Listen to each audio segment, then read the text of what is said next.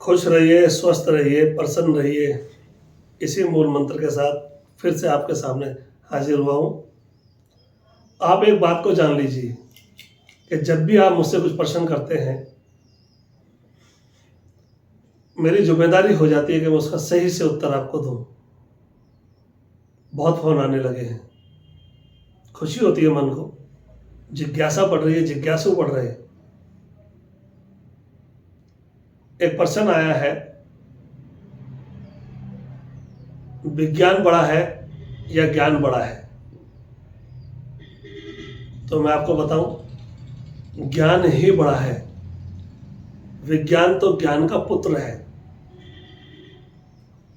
अभी उदाहरण के तौर पर आप मान लीजिए कि विज्ञान ने जो कुछ भी बनाया है उसने कस्टमाइज किया है, खाली उसको मॉडिफाई किया है। लेकिन विज्ञान ने जिनसे वो चीज़ें बनी हैं, जैसे उदाहरण के तौर पर ये मोबाइल, विज्ञान ने मोबाइल बना दिया, लेकिन क्या मोबाइल में डलने वाली चीज़ें, प्लास्टिक, रबड़, ये सब क्या विज्ञान ने बनाया है? नहीं, यह सब तो प्राकृतिक ने बनाया है। प्रकृति हमारी इसी गजब की है कि उसने वो सब कुछ बना दिया जिसको लेकर के आज विज्ञान अपना सीना ठोकता है कि ये सब मैंने किया है। लेकिन मैं एक चीज़ पूछता हूँ, कोई एक चीज़ ऐसी जो विज्ञान ये कह सके कि ये सब मेरा बनाया हुआ है? आज तक क्या विज्ञान ने हवा बनाई है? क्या विज्ञान ने जल बनाया है? क्या विज्ञान ने पृथ्वी बनाई थी? क्या विज्ञान ने आकाश बनाया है? क्या विज्ञान ने अग्नि बनाई है? कुछ भी नहीं। इन पांचों तत्वों पर भी अभी तक कोई कार्रवाई विज्ञान नहीं कर पाया। तो आप जान लीजिए कि विज्ञान की ज्ञान के सामने तो कोई वैल्यू है ही नहीं। लोग बोलते हैं कि विज्ञान भी तो एक तरीके का ज्ञान है। नहीं, वो सिर्फ विज्ञान है। ज्ञान कितने प्रकार का होता है, कभी आपने सोचा ही नहीं होगा कि ज्ञान के प्रकार भी हो सकती हैं।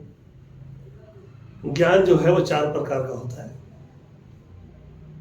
सबसे पहला ज्ञान कौन सा है? सामाजिक ज्ञान।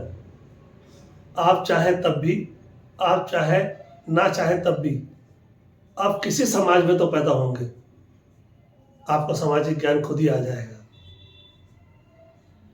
दूसरा ज्ञान कौन सा है? विज्ञान। समाज में इस्तेमाल होने वाली सभी वस्तुएं विज्ञान की देन है। दूसरा ज्ञान हो गया। तीसरा ज्ञान, आप हैरान हो जाएंगे, आध्यात्मिक ज्ञान, जो अध्ययन के द्वारा प्राप्त किया जाता है। आपका जितना ज़्यादा अध्ययन होगा, आपको उतना ज़्यादा ज्ञान पैदा होगा। ये तीसरा ज्ञान है। चौथा ज्ञान कौन सा है? आत्मिक ज्ञान, जिसके लिए ना तो आपको वैज्ञानिक होना है, ना ही आपकी शिक्षा जरूरी है, ना ही आपको समाज जरूरी है, लेकिन आपके पास एक ऐसा आत्मिक ज्ञान प्रकट हो गया जिसकी वजह से ये सारे के सारे समाज भी आपके सामने झुकता है, विज्ञान भी आपके सामने झुकता है, और बहुत बड़ी बात कि सारी की सारी दुनिया आपके सामने झुकती है। क्यों? क्योंकि आज आप आत्मबोधी हो गए, आज आपको आत्मिक ज्ञान प्रकट हो गया है। इसलिए जो है, ज्ञान हमेशा से ही सबसे ऊपर रहा है। और ये भी बोला गया है कि गुरु बिन ज्ञान कहाँ से पाऊँ, उसके लिए आपको गुरु की आवश्यकता पड़ेगी। और गुरु, जैसा मैंने आपको बताया कि 5 प्रकार के गुरु होते हैं: रोक्ष गुरु, प्रोक्ष गुरु, मोक्ष गुरु, बोध गुरु, ध्यान गुरु, ज्ञान गुरु। ऐसे अनेकों गुरु हैं संसार के अंदर। आपको तय करना है कि आप कौन से गुरु की शरण में जाना चाहते हैं। और इन सब से ऊपर परम गुरु बैठा हुआ है। परम गुरु की तलाश करिए। परम गुरु आपको जीवन का वो रहस्य खोलेगा जो आपने कभी सोचा ही नहीं होगा। ईश्वर की कृपा से ये गद्दी मुझे मिली है। मैं सबका आपका आभार प्रकट करता हूँ। आप खुश रहिए, आप स्वस्थ रहिए, आपका कल्याण हो।